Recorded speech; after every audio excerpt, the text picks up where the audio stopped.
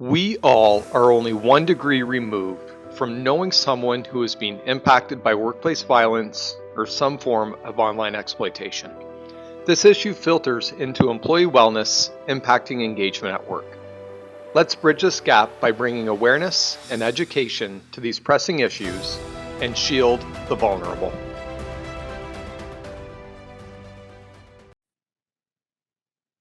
Welcome, everybody, to Shield the Vulnerable. I'm your host, Dave Miller, and today is a super beyond special podcast with an amazing individual who has got an amazing story in her personal life, in her professional life, and everything that she's doing. It is Cait Alexander. Cait, you operate at the intersection of artistry and advocacy. That's how you explained it to me. And we're gonna get into that today. You're an actress, model, musician, pianist.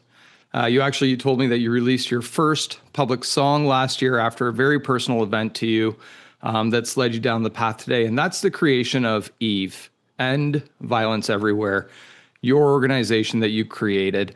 And this was something that you created after you almost lost your life at the hands of intimate partner violence in 2021. And it's led you down this path of advocacy and starting Eve. So first of all, thank you for being here today and sharing your story and everything that you're doing. Thank you for that very, very robust introduction, Dave. And genuinely, thank you for having me. But thank you for everything that you've contributed to ending violence everywhere and for being a stand-up gentleman. I can't thank you enough. Thank you for that. So, Cait, in 2021, you almost lost your life. Your partner at the time was later charged afterwards with attempted murder. And it was thrown out through the court system. And that's part of what's led you down this path now, right? You work in this area of advocacy, which caused you to starting End Violence Everywhere. And we're going to dive into that, but also in exposing the justice system after your experience. And I've seen some of the clips of you that you've shared with me that have gone viral or been in the news with everything. And for those who don't know, Jordan's rule is case law that basically it says in courts, if there's a delay in the case, that cases can either be stayed or thrown out. Like that's at like the very basic, most layman's terms. But Cait, like dive in, like what happened? How have you gone from where you were in 2021, working in a very busy industry, to kind of completely redirecting your life and pouring everything into the work that you're doing now?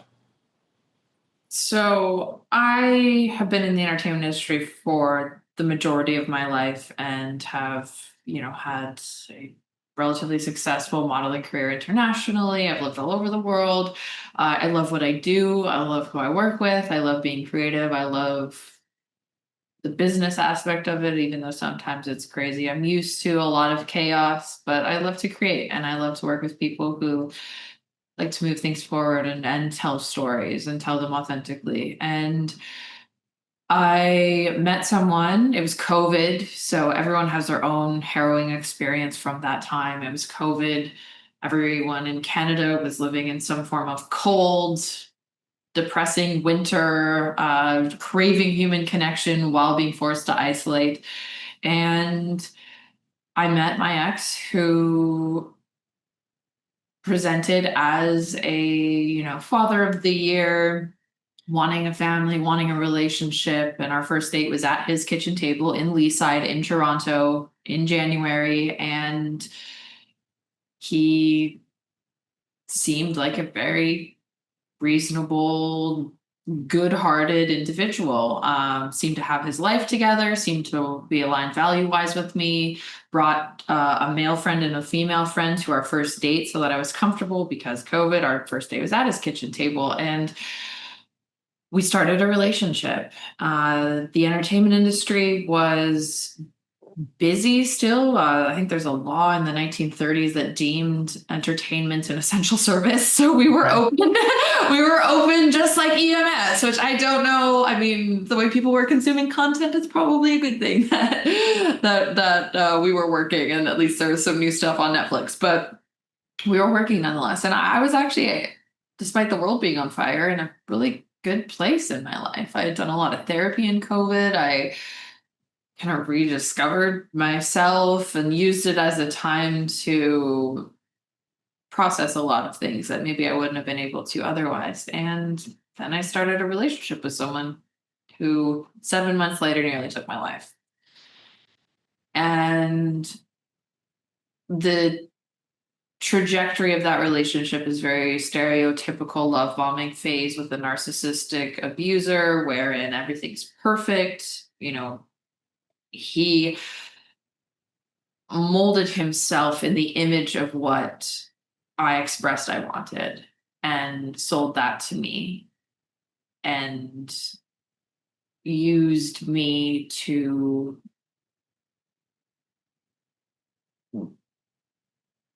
have his desires fulfilled, and his desire is to harm, maim, abuse, and torture, and he enjoys it. And so I got caught in that web. And I think because of COVID, wherein we weren't socializing normally, because everyone was very isolated. It didn't allow me to get a social reading on this individual. So COVID became a sort of a prime time for him to do what he wanted to do. And I'm very lucky to be alive, but I assumed, as most Canadians do, as most people in the Western world do, that someone who commits such violent offenses as he did on video. I have videos of him nearly beating me to death on July 31st, 2021. The tactical SWAT team being there, all of the things, him going on the run for 3 days, all of the potential things that you could need for a criminal case to be prosecuted effectively.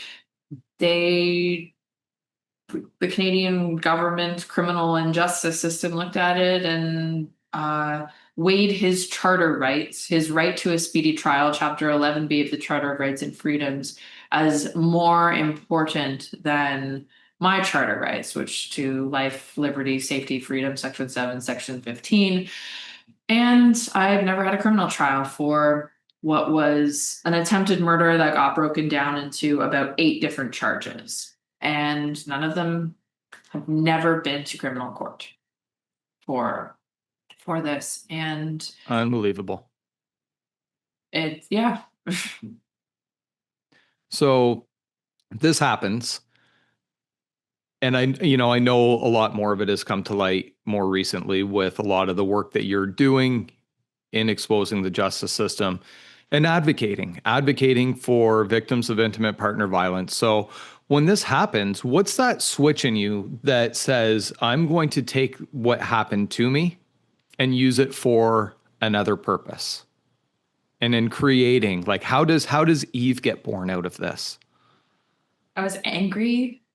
I was ragefully angry at the system. And in California, because I had to, my ex was, because of Bill C-75 in Canada, he was let out on bail the next day after he finally turned himself in for $500 or whatever the amount was. And so he was free and started stalking me and started showing up where I was. And it felt very unsafe. And so I fled to the States because knew I had to put some distance and at least a border between the two of us that he may or may not have been able to cross. And so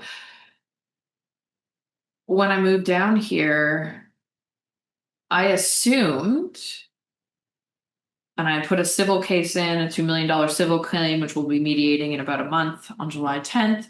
I assumed that due process would proceed and we would be in criminal court and go about the way that things are, and that would be that. And I was aware of Jordan's rule. I actually informed the Crown. I informed the officer in charge of the fact that Jordan's rule existed and that he would use whatever he could to get away with this.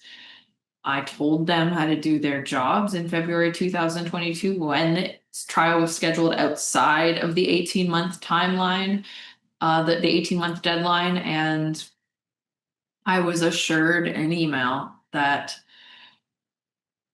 nothing of this magnitude would ever be stayed, because how could we? Because it's so obvious what happened. And so I said, okay, well, I guess I'll trust them. That seems reasonable too. Mm-hmm. And lo and behold, on December 16th, 2022, I got a call from victim services, or victim witness, and they said, yeah, so all of his charges have been stayed. We're sorry this happened to you. Try not to think about it. Have a great Christmas. And that's how it got wrapped up. Yeah. So they basically hit that 18-month timeline threshold and just said, Jordan's rule now applies. And that's where this says that these charges have been stayed. So his lawyers put in a Chapter 11B motion, and it was granted. And I genuinely think, after trying to get a hold of the prosecutor after the stay, took me 5 days to even get him on the phone. He did not. I genuinely, his name is Mark Friedman, and I don't even think he had opened my file. He could not answer simple questions. I recorded the conversation with him and exercised my right to record people privately in Canada without their consent. And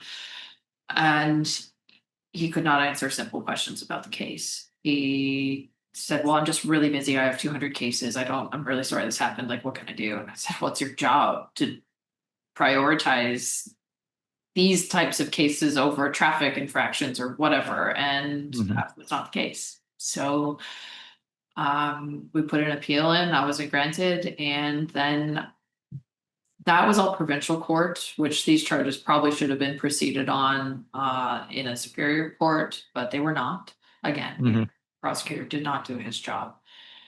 And I asked for the remaining 3 charges. Those were 5 charges there, and I had 3 outstanding in superior court for the historical abuse. And I asked for him to not be the prosecutor on those on those charges. And I had a female prosecutor named Corey Langdon, who was a woman rights degree, genuinely seemed to care about the case and what happened in the provincial court, and then so said, I will never allow these 3 charges to go by the wayside. I'll follow through to the end. Again, I recorded every conversation I had with her. My family retained a criminal defense lawyer to babysit her, to ensure that she would do her job. And in January 2024, after promising me the world, promising me a trial, she said, well, Jordan's rule might take effect. Your case might get Jordaned out because these are only 3 minor assault charges, these are only 3 assault charges. You're up against murders, so you're not as much of a priority. We have to peace bond this, meaning he's not going to plead. He's not going to accept guilt of anything. Just get your peace bond and move on with your life. Wow. So it happened twice. Yeah. Was it the first time or the second time when you said, I'm going to start to advocate and start to create ETH?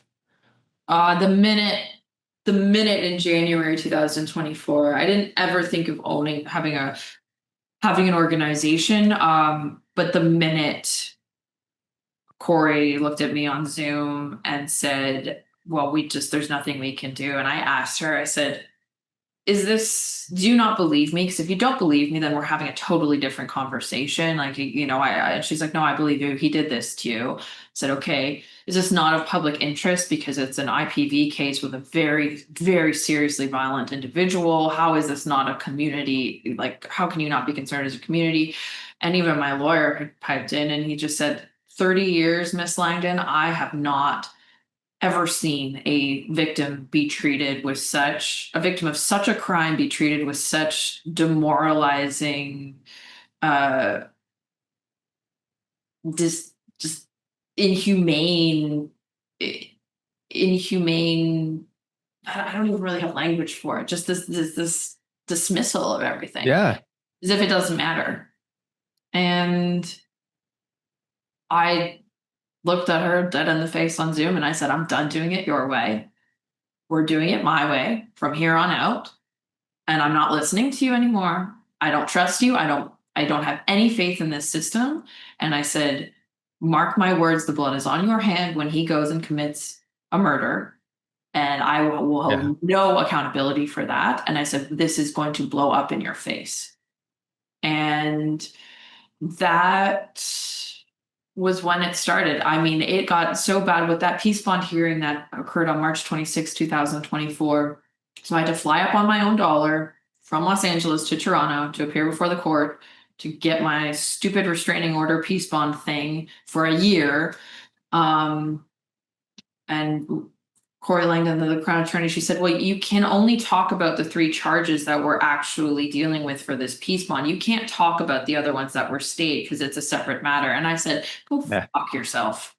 I said, there's no me getting on the stand in front of him and my family there and me talking about the time that he smashed my head into the door and, smashed my head into the car window and not talk about the day that he tried to kill me. I said, that doesn't exist. She's like, well, defense counsel might cross-examine you. And I said, don't threaten me with a good time. It's that all of that rage for 3 years, all the rage I couldn't express just came out in that moment. And we did what we did. I called my friends at City News and I said, come to Superior Court on March 26th. And then this just all snowballed into the situation. Wow. So on your website, you've got some really interesting statistics there. Because as I'm listening to you talk about this, it's how many women truly experience this and go through this in silence, right? And they, they never get to talk about it. And it's that almost 50% of women will experience sexual assault in their lifetime. 24% of adolescent girls, so adolescent girls, will experience intimate partner violence by the time they turn 20. And that 56% of criminal cases are thrown out. Like, the system is broken. It doesn't work. It doesn't stand up. And women do not have the supports that they need to go through life or to even learn or know how they can even begin to think about exiting a violent relationship. And you and I talked about that. And you said that it's, the biggest, the most volatile time is right up to the moment that they leave and the 2 weeks preceding it after. Or the 2 weeks, the 2 weeks I think you said after, right? That abusive mentality and escalation of violence is at its highest. Yeah. So, Cait, with what you do with Eve, tell our listeners, what is Eve? What do you do with Eve? So Eve was born out of everything that I didn't have during this process that could have been useful. I mean, I had already previously engaged with the criminal system when I was a teenager because I was sexually assaulted by a photographer who was, after 8 years going through the system, and this is pre-Jordan's rule, so it took 8 years to get that case through the system. It was me and about a lot of other women who had been abused by him, and he was found convicted eventually and spent 3 years in jail and this and that. And that was it felt different. The detective cared. He's still a friend of mine. The detective cared. The people at a woman named Tia at Victim Assistance, she really did care. It felt different. Which, I mean, I guess to compare violences, this experience of attempted murder was a lot more violent and a lot mishandled like a hot potato. It was, and it was, I think the system has changed. I think the system's become overtaxed. I think we've had a significant increase in population in Canada, and we do not have the infrastructure to support people. And this justice system under the Liberal government, Trudeau's Liberal government, failed miserably and put in legislation that basically supports abusers.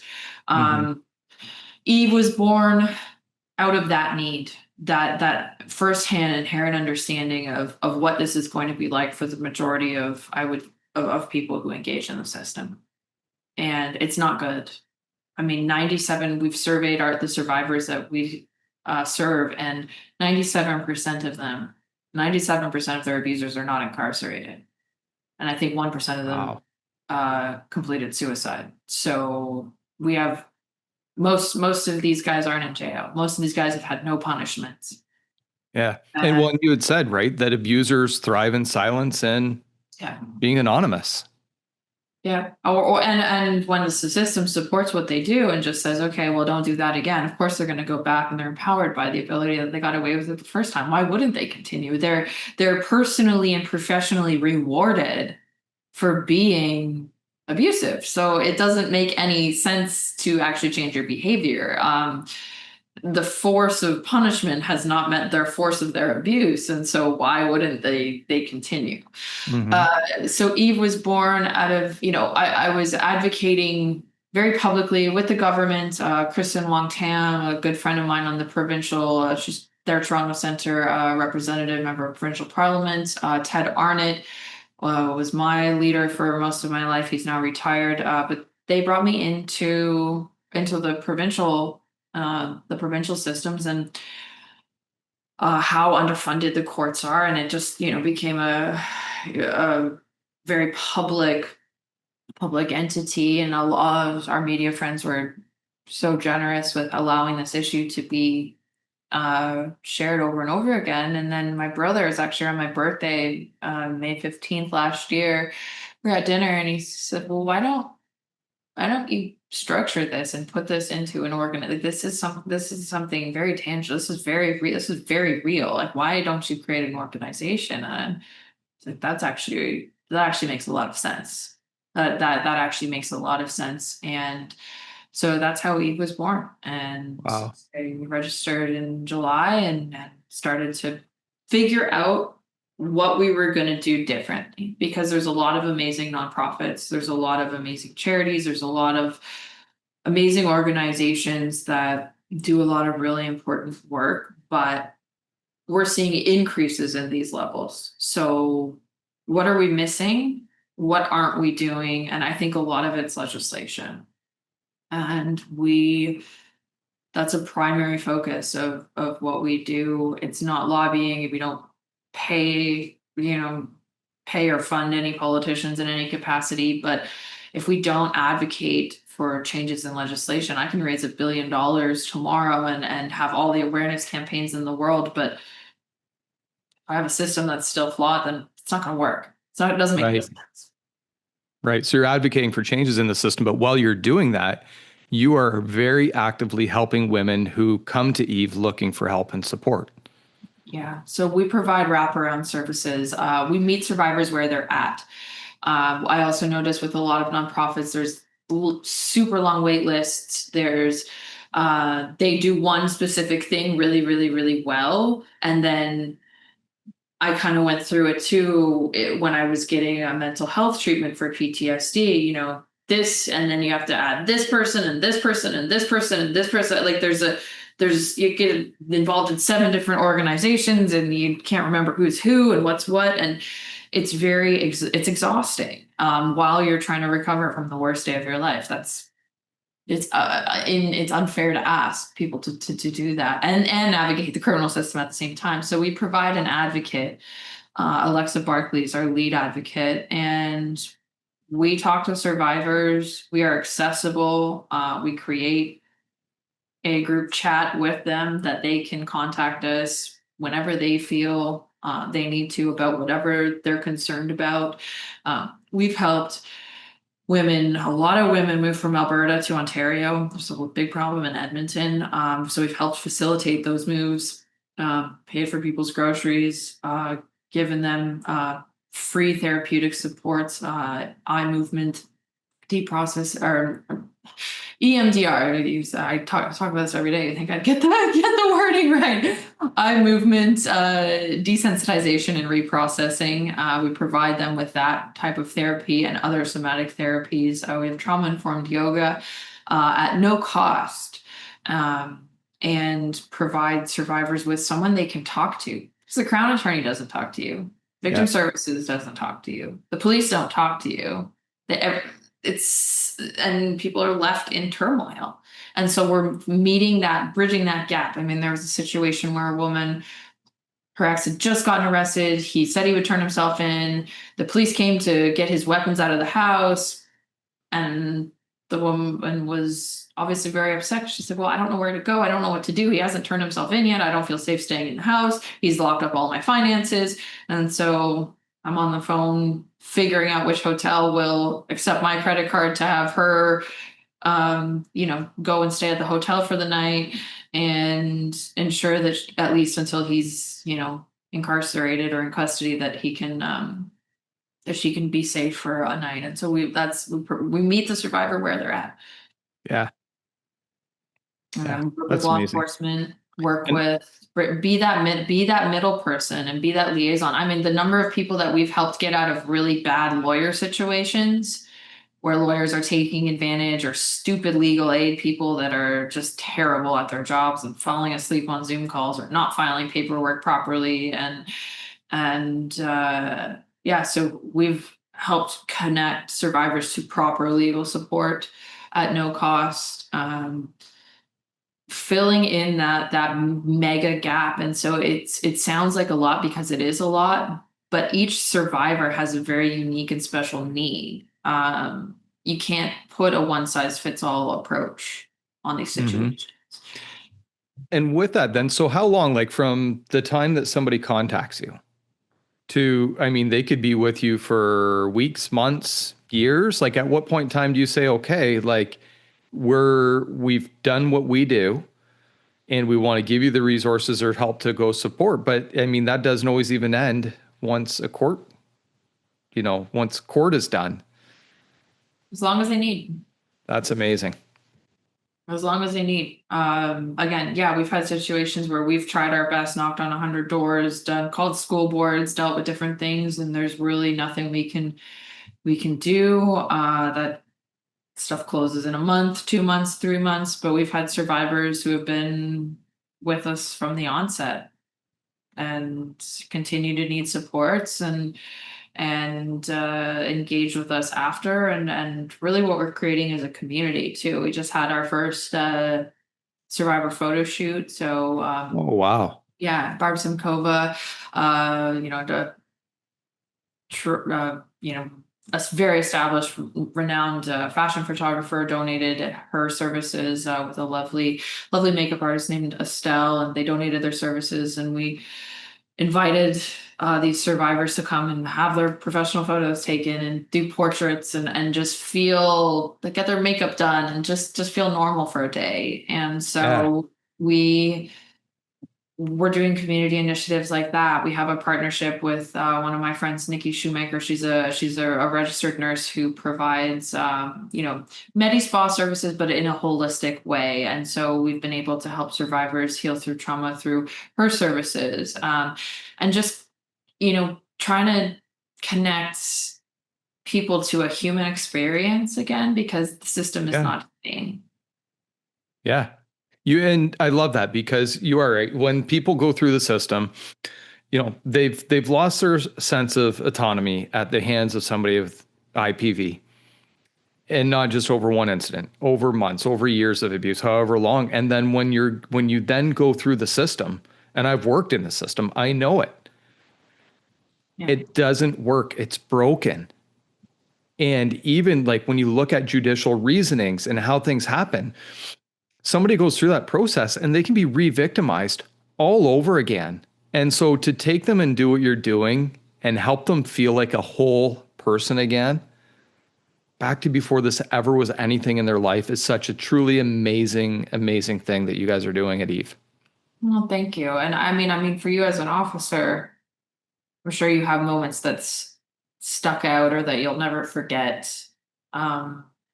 but to have the institution itself say that it's broken is pretty. It is. It 100% is. And it's broken it's broken at a political level. It's broken at the worker level, like at the way that prosecutors mishandle cases, just don't fully do their job. And there's a lot, I'm not painting everybody with the same brush. There's a lot of really good people out there that do show up and try to do really good work, but they're working within a broken system. And so when you get that type of culture or environment that's created, as one person looks at it, most people go, well, what can I do? I can't fix this. I got to work with what I'm given and deal with it. And so it's like, it's really a lot of times it's a patchwork. It's a Band-Aid solution that gets put on things. And sentencing in Canada is so ridiculously light, like compared to the US. And there's so many things on the US side. You and I, we talked a little bit about this, and maybe it's a conversation for another day. You live in the US now. Mm-hmm. And you told me that America is light years better. You're like, it's not perfect, but it's way better.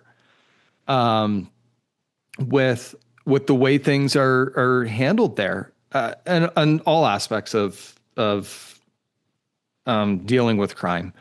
It doesn't matter what kind. And it's just, you need people like you and your organization who are going to stand up and be that voice and not back down, not be politically correct all the time, but you're saying what needs to be said, where most people go, I could never say that. I couldn't be that person. Well, I think coming from the entertainment industry, where we're used to kind of breaking the rules and doing something different or experimenting, or I am who I am in on a stage, on the news, on my couch. It's the same. I'll say the same thing. I'll say it to people's faces. I don't care I'm at a place, I don't have anything to lose anymore. Yeah. Right. Well, I've almost lost everything, and then had the system tell me that wasn't good enough to get a criminal trial. So you share this video with me of you. So you fly from Los Angeles to Toronto, I think it was, or you went to Toronto or Ottawa? Ottawa, to speak to a bunch of politicians on the issues at hand. And you go in there and they basically just brush you off. Like, what are you even doing here? And that you had no right there. And the video of you just standing up, grabbing your stuff, and not walking out with your head hung low like you've just been defeated, but your remarks of like, no wonder nothing fucking gets done around here. And to, in a room, like most people would not do that. To see that, but that's amazing, Cait, because you wear that emotion on your sleeve, and you're not afraid to be that voice for people to stand up against the red tape BS that exists in that system today. Yeah. I mean, that person, Anita Vandenveld, who got reelected, lo and behold, probably because of the riding where she runs, but that was actually the 3rd anniversary of my attempted murder. So really my least favorite day of the year, July 31st. And flying up from LA, spending 14 hours in transit to share my story. And Megan Walker, who's been a longtime advocate for women's rights, came up from London. Chief of police from Peel was on a Zoom. We were all there to discuss these issues openly, frankly, and to get somewhere, because these are nonpartisan issues. And I'll work with anyone in government. I don't care what party you're from. It does not matter to me whatsoever. But to have the Liberal Party and the NDP, Leah Gazin from the NDP and Anita Vandenveld from the Liberal Party, put in a motion about abortion after I held up naked photos of my black and blue and bloody body and told them that they need to do something about this. Then they spent 25 minutes. I looked on my phone. I mean, I was sitting around in this spinny chair waiting for them to decide whose hand was up first, because they were arguing about that for I'm not kidding you. And I looked at my phone and I was like, okay, I got a coffee. I went and sat with my mom and dad in the audience for a bit. And then I went back to the thing. And then Megan and I just looked at each other, because people couldn't see this. what was going on. They could just see the Yeah. meat stalled or something. Couldn't see all this nonsense. And I got triggered. Be very honest. Like I went into that whiteout, hyper vigilant, like my pupils dilated. I went super focused, and because I was just like, are we really? This is what we're taught. Like we're arguing about whose hand was up first, and we're supposed to be sitting here. I just named 17 women that were murdered in the last 2 years, and you cunts were arguing. Like I couldn't do it. I can't do it anymore. Yeah. And something about the last day in January 2020 broke me. It just broke the last. You can't argue these things. I don't care how politically correct you. I don't care. I'm not going to stand for this or permit this. I'll be polite. I'll be respectful as possible. But that moment, enough was enough. And the disservice that Anita did herself, and it was actually the best worst thing that could have happened. It was horrific to go through it.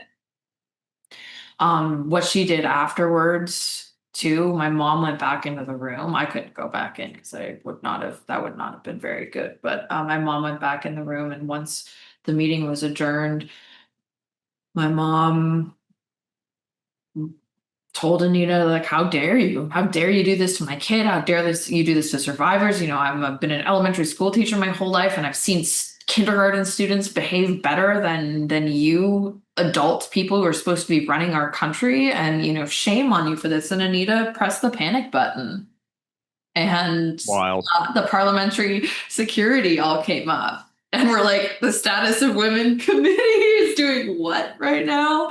And my mom was hysterical. And my mom's very by the book. She's, a German school teacher. She's, the rules never get broken. And here's my mom thrusting her wrists out to the parliamentary security saying, arrest me. You can't take my daughter. You can arrest me because my daughter has to go back to America where she's safe. And it was just pure chaos. And then, Pierre Poilievre actually sent over staffers from his office because they saw this all go down on the CPAC thing, and everyone was like, what in tarnation is going on? The reporters are starting to call, the police are there, it was just, and the way Anita handled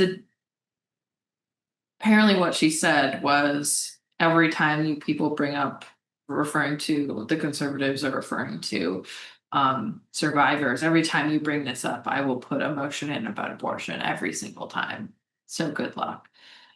Because I made Trudeau look bad. And I never liked him. I never voted for him anyway. So it wasn't like I got weird feelings about him from the onset.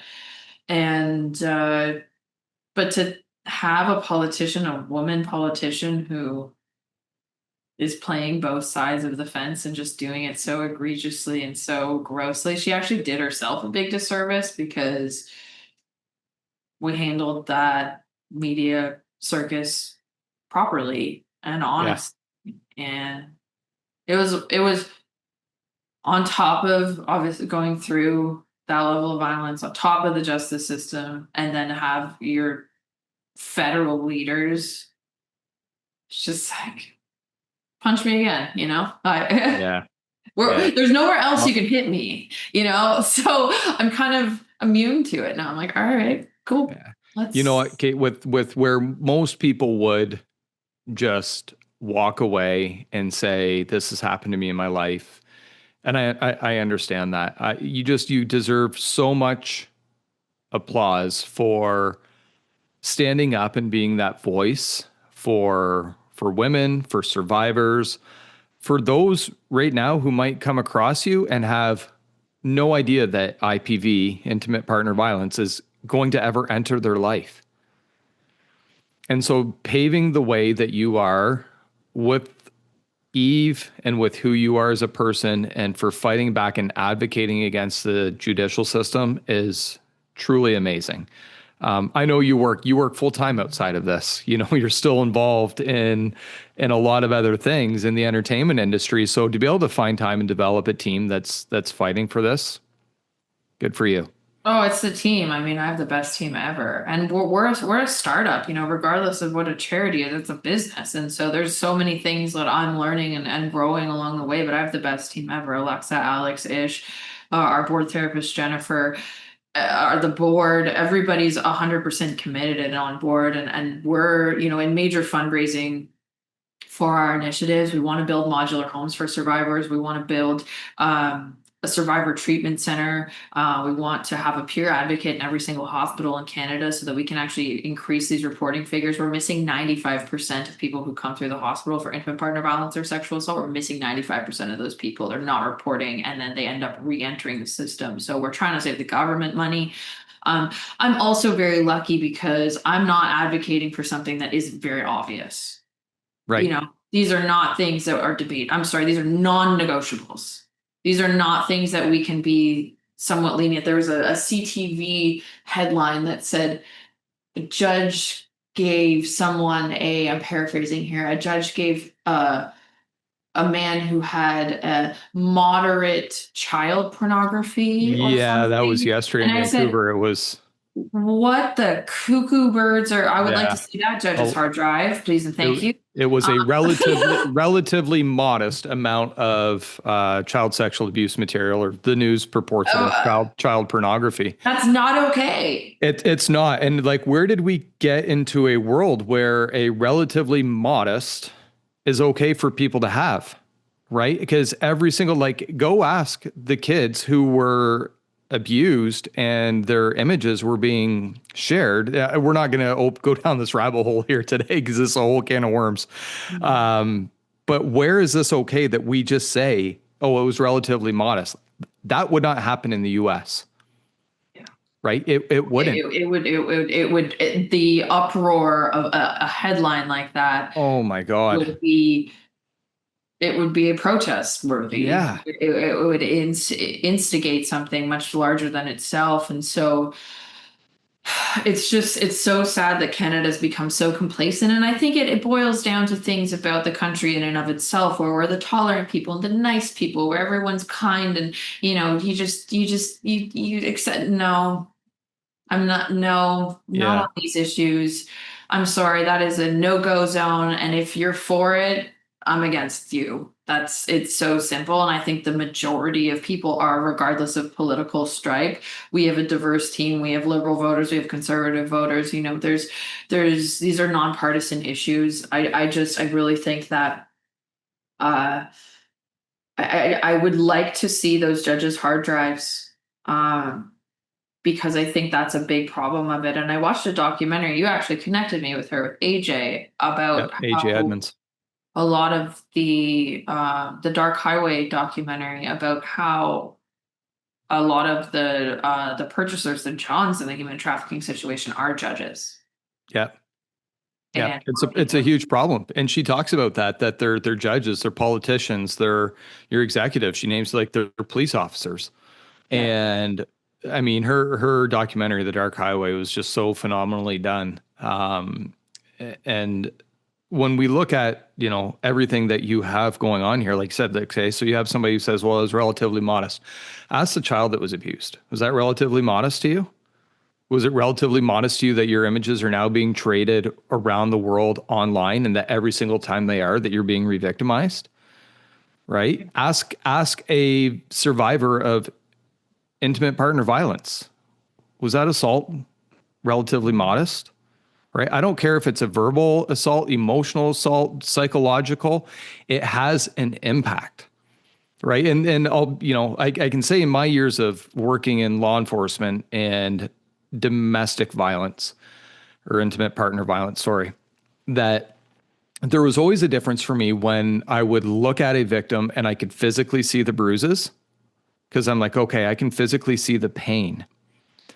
It was the psychological violence that you knew that they were enduring and the emotional violence that they were enduring that bothered me the most, because I couldn't see how bad you might be hurting or how scared you were. I could make an assessment of it based on your demeanor, based on, how fearful you may be looking at the time. But that's really in context of how far removed from an event that you might be. but that was the one that always bothered me. I'm not trying to say when, you could see somebody who has been physically assaulted, but I could at least see it and go, okay, I understand this. But there's so much there, and there's nothing relatively modest about any of it. The system needs to change. Yeah. It needs a complete purge of itself and needs to structurally be rebuilt. It's not one piece of legislation that we're talking about. It's a fundamental attitude and fundamental look at this. We have the Canadian Victims Bill of Rights. It's unenforceable. There's Section 28. This is actually something of our charter lawsuit that we're looking at. I'm suing the federal government for infringing on my charter rights. I'm a lead plaintiff with 21 other plaintiffs with Catherine Marshall and her amazing law firm. I mean, from Marshall. There are a few really, really kick-ass lawyers, and she is a heroine. She is a absolute. She gets it. Because in 2022, when the first charges were stayed, I was on set. I was storming between the trailers. I was crying. I was talking to a friend of mine, and I just said, "I'm going to sue the government." Like I was just saying these like, what is the resolution for this? This is so crazy. This is so the way that makes you feel, the disassociation that you have from like when everyone can see what happened to you, which is very rare too. A lot of the times you don't have as much evidence as I had. Mm-hmm. I was trying to save my life, or at least give a chronological report if I was found dead that lived on the internet. And the disassociation to have the system tell you that just, sorry, we don't have time for this. What's the point? There should be no system. I would have been better off not engaging with the system at all. Right. It would have been a much more constructive use of my life, 4 years of my life. But I remembered storming just beyond bewildered. There's still struggle with that, but beyond bewildered of the magnitude of what the government's job and role in all of this was. And I just said, I'm going to sue them. And I presented this case. I presented, this to many civil litigators. And Catherine Marshall and I got connected, I think, because of all that House of Commons drama last summer and something like that. And she's the only lawyer, one of the only ones. I mean, there's some star players who really get this and who really care.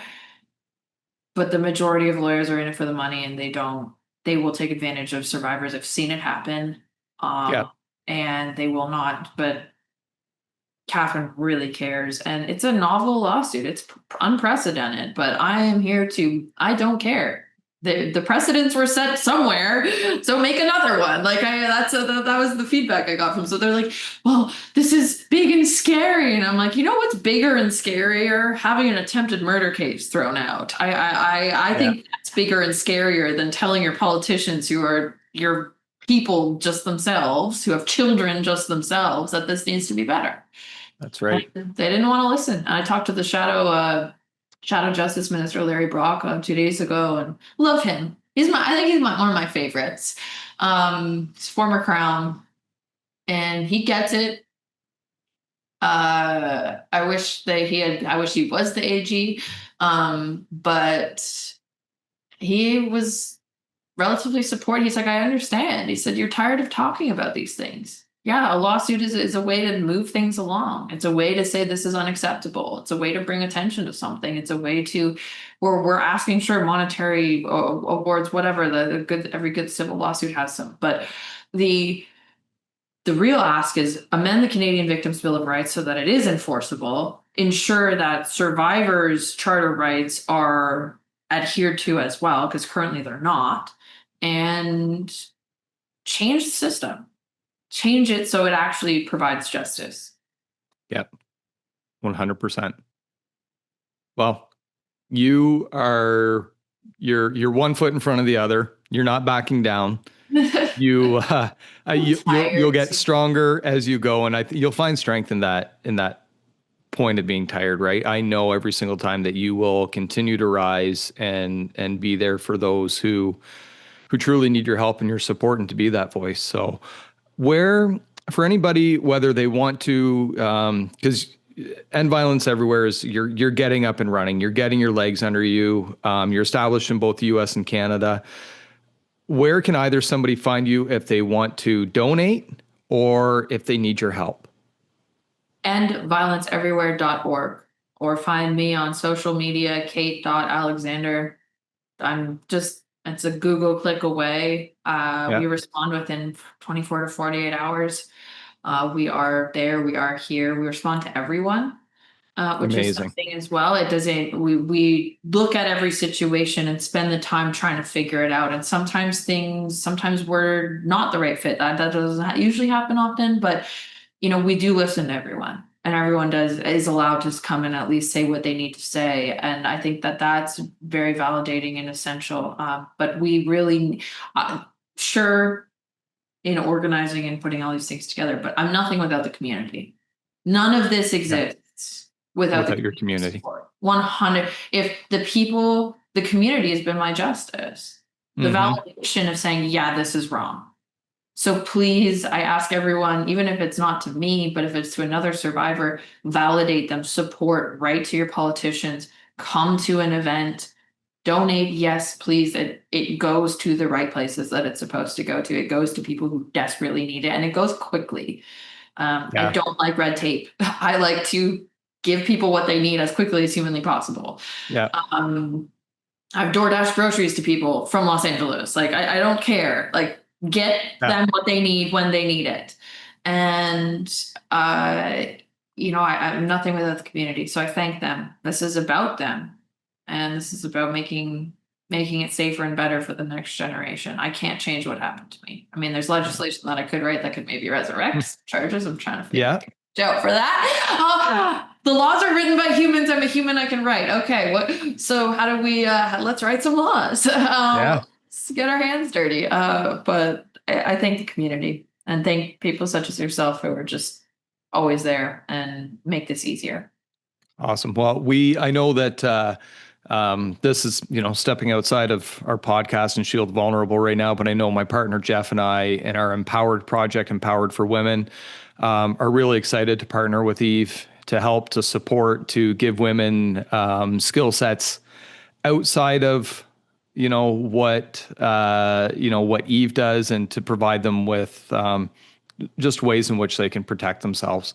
So thank you so much for that opportunity. And if you're somebody who's listened to this today, I mean, we are all probably less than 1 degree removed from knowing somebody who has been impacted by intimate partner violence. Like it's happening to your neighbors. Like 1 in 3 women will face an incident or an act of violence against them in their lifetime. People who this has happened to, who the abusers are. They stay silent. They don't say anything. And we have a lot of women out there who are suffering in silence, women and children suffering in silence, afraid to say anything. So if you know somebody that's been impacted, direct them to Eve, help give them the support that they need, because it's not an easy system to navigate. It's complex. Complex isn't the right word, but it's confusing. It's not meant to really help and support people. So be that person for somebody there. Don't hesitate to speak up. Don't hesitate to ask somebody if they need help, if they need anything. And please, if you like this podcast, please share it. Please like it. It's our way of getting really big public service announcements